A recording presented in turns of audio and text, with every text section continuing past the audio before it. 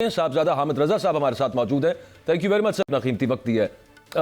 ये अब बाकायदा कमेटी के अंदर भी रखा जाएगा जहां पर डिस्कशन हो रही है कि असल फैसला साजों को, असल स्टेक होल्डर्स को पार्ट बनाया जाए इन मुज़ाकरात का, या ये सिर्फ उनकी अपनी सादा अपनी राय है असद कैसर साहब की? बिस्मिल्लाहिर्रहमानिर्रहीम जी, बहुत शुक्रिया, thank you for having me. देखिए, हमारी तरफ से तो बाकायदा इस किस्म की कोई बात वहाँ पर नहीं रखी गई, लेकिन हमारी जो बासियत है मजमूई पूरी कमेटी की एक ओवरऑल गट फीलिंग भी है, और इसका इजहार हुकूमती कमेटी की तरफ से इशारतन कनायतन किया गया कि जो असल स्टेक होल्डर्स हैं वो ऑलरेडी ऑन बोर्ड हैं। तो हम भी ये समझ रहे हैं, मेरी अगर मैं ज़ाती राय की बात करूं तो मेरी ज़ाती राय भी यही है कि ज़ाहिर है असल स्टेक होल्डर्स को एतमाद में लेने के बाद ही हुकूमत मुज़ाकरात की टेबल के ऊपर बैठी है। बाकी असद कैसर साहब का बयान किस पैराए में, चूँकि मैं उस बयान को सुन नहीं सका, is the senior member of this committee, साबिक स्पीकर हैं कौमी असम्बली के, मेरे चूँकि सामने उनका बयान नहीं है या मैंने नहीं सुना, तो मेरे इल्म में नहीं है कि उन्होंने किस पैराए में ये बात कही है। सही, ठीक है। काबिल एहतराम साहबजादा साहब, मेरी जो इन्फॉर्मेशन है वो ये है कि बानी चेयरमैन ने तहरीरी मुतालबात लिख कर देने से इनकार किया है। हुकूमत चाहती है कि मुतालबात जब तक तहरीरी नहीं होंगे मुज़ाकरात आगे नहीं बढ़ पाएंगे। आपके पास कोई इन्फॉर्मेशन है तो प्लीज़ ब्रेक कीजिएगा। जी बिल्कुल, मेरे पास ऐसी कोई इतला नहीं है जी कि बानी मैं तो बानी नहीं कहता जी, चेयरमैन तहरीक इंसाफ इमरान खान साहब की तरफ से कोई ऐसी बात कही गई है, वो अभी तक मेरे नोटिस में नहीं है। Being the spokes person of the committee, हमारी जो लास्ट मुलाकात हुई थी उसके अंदर ऐसी कोई बात नहीं आई, और उसके बाद जितने भी वकला से खान साहब की मुलाकात हुई या उनके फैमिली मेम्बर से खान साहब की मुलाकात हुई, उनकी अहलिया से, उनकी हमशीरा से, हमारे पास उनकी तरफ से भी कोई ऐसी बात नहीं आई।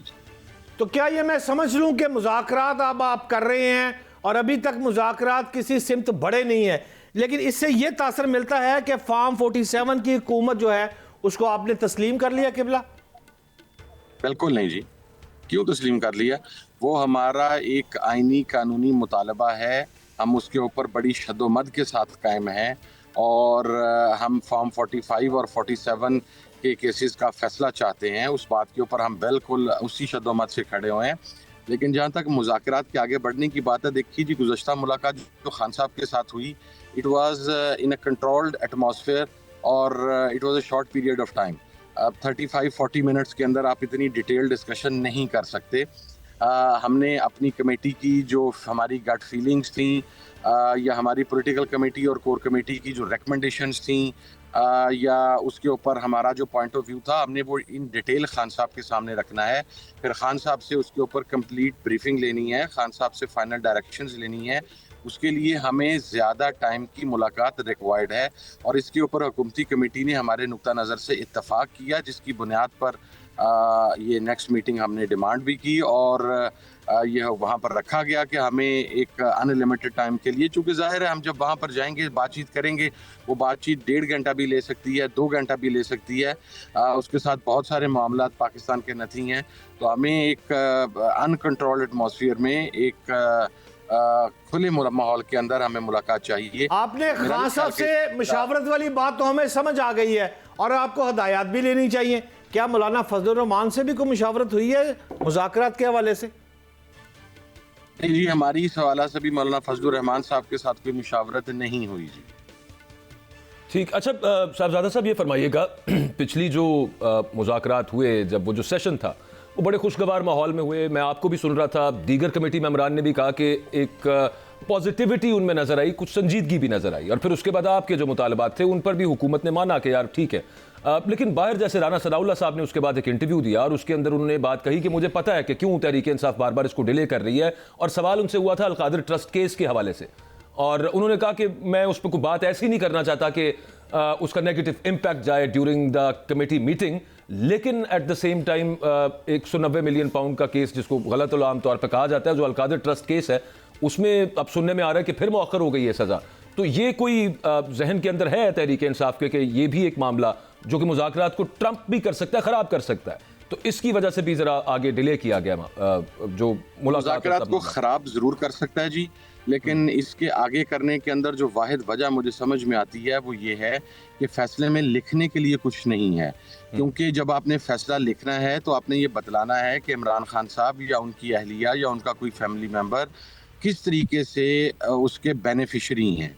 कोई फाइनेंशियल ट्रांजैक्शन उनमें से किसी के अकाउंट के अंदर नहीं हुई, और वो कोई यूनिवर्सिटी या इदारा उनकी कोई ज़ाती इदारा नहीं है। वो एक ट्रस्ट प्रॉपर्टी है जिस पर नबी पाक सल्लल्लाहु अलैहि वसल्लम की सीरत को पढ़ाया जाना है, तसव्वुफ को पढ़ाया जाना है, स्पिरिचुअलिज्म के ऊपर जहाँ पर बात हो रही है, तो वो बेनिफिशरी नहीं है। लेकिन ज़ाहिर है मैं इस बात से इत्तफाक करता हूँ कि इस दौरान अगर फैसला आता है तो उससे रवैयों में तलखी आएगी, लेकिन खान साहब ने कट ऑफ डेट दी हुई है जी 30 जनवरी की। वो इस चीज को हमने मद्देनजर रख के ही दी थी कि ये फैसला भी आ सकता है, और इसका अंजाम भी वही होगा जो सैफर वाले फैसले का हुआ था कि हाई कोर्ट में प्रोसिक्यूशन के पास देने के लिए कोई एक दलील भी मौजूद नहीं थी और वहां से वो केस उड़ गया। तो इसके ऊपर भी हम बहुत श्योर हैं जी। सही। अच्छा सर, ये जो 31 जैन की जो जिसे आप कट ऑफ डेट कह रहे हैं, एक जो टाइम फ्रेम उसका तय किया हुआ है, इसके बाद की क्या सूरत हाल है?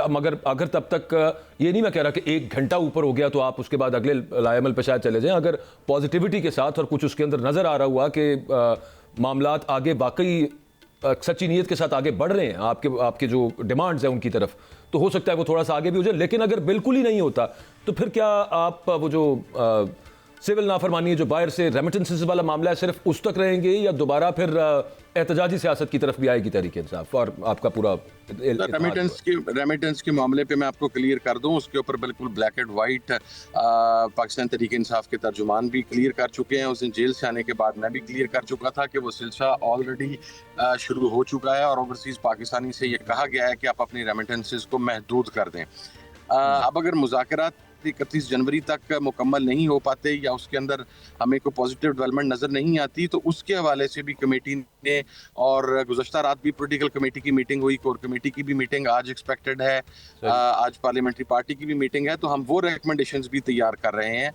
और 31 जनवरी तक अगर इन मुज़ाकरात का कोई फ्रूटफुल रिजल्ट सामने नहीं आता तो वो हिकमत अमली भी खान साहब के साथ डिस्कस करके तो इंशाल्लाह उसे अनाउंस करेंगे। वो ऑन कार्ड्स है, लेकिन मैं चूँकि अब ऑन ओथ हूँ, मैं उसको डिस्क्लोज नहीं कर सकता। लेकिन हम 31 जनवरी के बाद की सियासी सूरत हाल, मुज़ाकरात कामयाब या नाकाम होने की सूरत में, दोनों सूरतों के अंदर वो तकरीबन तैयार कर चुके हैं। बस उसकी फाइनल नोक पलक बाकी है, कुछ मीटिंग्स जो हैं वो बाकी हैं, फिर खान साहब के साथ मुशावरत उसके बाद फाइनल। सेनेटर नासिर भट्ट साहब, आप वेलकम टू द शो। एक सवाल मैं हामिद रजा खान साहब से कर लूं, फिर आपके पास वापस आ रहा हूं।